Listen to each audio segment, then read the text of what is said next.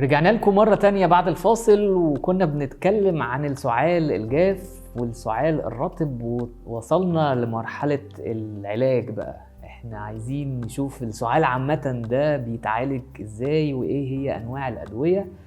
اولا هنقسم ادوية السعال لاربع او خمس انواع. اول نوع الانتيتوسيفز او ادوية السعال الجاف. السعال الجاف ليه علاج لوحده تماما، مهدئ، اسمها مهدئات السعال. تلاقي مكتوب على الازازه كده مهدئ سعال، ده كده معناها ان هو بيشتغل ضد السعال الجاف اللي ما فيهوش افرازات.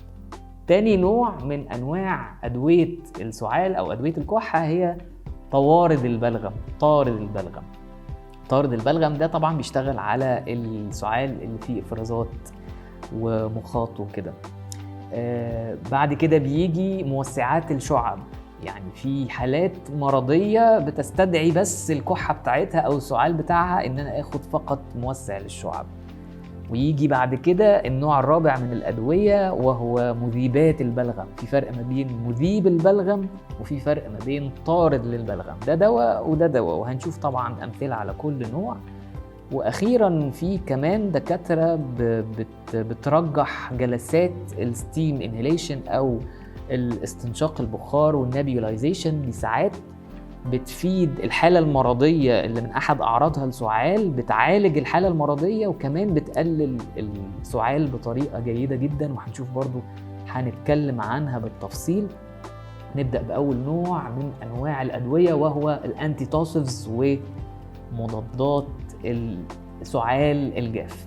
اولا بتستخدم للسعال الجاف زي ما احنا لسه قايلين، ومن موانع استعمالها الكونترا انديكيشن بتاعها السعال الرطب. يعني انا ما ينفعش اخد مهدئ للسعال الجاف، انا عندي كحه فيها افرازات، ما ينفعش اخد دواء ابطل السعال ده او اوقف السعال ده ان هو يحصل، علشان زي ما انت عارف السعال الرطب فيه افرازات وفيه مخاط، فانا كده هوقف السعال، فانا كده هجمع والمخاط ده مش هيعرف يطلع. عشان انت عارف ان السعال ده اصلا زي ما انا قلت لكم في اول الحلقه اسلوب او عمليه بتحصل لطرد وتنظيف الجهاز التنفسي. ف انتيتوسيفز مهدئات السعال ما ينفعش اخدها لو انا عندي كحه فيها بلغم من الاخر، علشان الافرازات دي كلها تتجمع في جهازي التنفسي وهتعمل بولينج وريتنشن، هتتحبس جوه جهازي التنفسي، ممكن تسبب لي انفكشن او عدوى غير اصلا العدوى اللي انا باخد ليها ادويه، فانا كده ممكن اكون عندي مشكله كبيره تانية. فاول موانع الاستعمال لمهدئات السعال ما ينفعش اخدها في الكحه اللي فيها افرازات. طيب مهدئات السعال دي بتشتغل ازاي؟ كلها كده ادويه الكحه الجافه بتشتغل عن طريق المخ، عن طريق مراكز السعال في المخ. علشان كده مش مستحب ان انا استخدمها بسهوله. على فكره اي دواء بيأثر على المخ مش مستحب ان انا استخدمه عمال على بطال، الا لو الدكتور كتبهولي. بتعمل ايه مهدئات السعال في المخ؟ بتروح على مركز السعال وتطفيه كده شويه، او بمعنى اصح تقلل الحساسيه بتاعه مركز السعال.